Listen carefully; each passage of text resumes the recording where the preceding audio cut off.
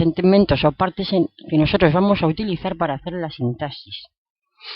Tienen unas reglas básicas para reconocerlos o para que nosotros al hacer la división la tengamos en cuenta. Tienen un núcleo, que es una categoría gramatical. Si no sabemos lo que es una categoría gramatical, por favor ir al vídeo 1. Se pueden expandir, es decir, que se les pueden añadir más elementos. Y todos tienen función dentro de la oración. Todas aquellas partes de la oración que nosotros dividamos como sintagmas van a tener función dentro de la oración. Bien, aquí vemos unos ejemplos en los que las reglas que hemos dicho anteriormente se cumplen. La regla número 1, que tiene que tener un núcleo. En esta vemos el reloj. El reloj, determinante, reloj, núcleo. ¿Por qué? Porque es un sustantivo. Por tanto, es un sustantivo y es el núcleo de un sintagma nominal. En las categorías habíamos dicho que los determinantes los determinantes no tienen sintagma. Por tanto, el determinante acompaña al sustantivo.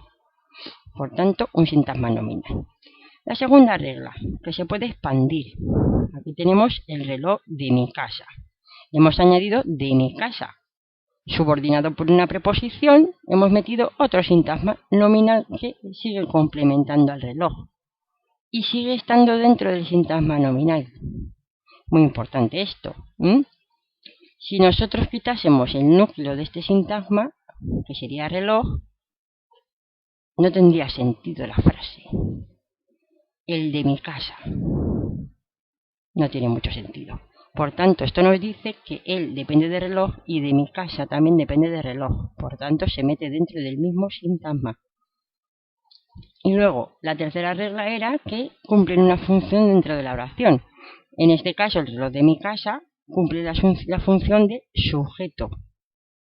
Igual que en los demás sintagmas, que luego veremos más adelante, como está o roto. Esta sería el núcleo de un sintagma verbal y roto sería el núcleo de un sintagma adjetival. ¿Por qué? Porque esta es un verbo y roto es un adjetivo. Vamos a ver ahora los diferentes tipos de sintagmas que nos podemos encontrar.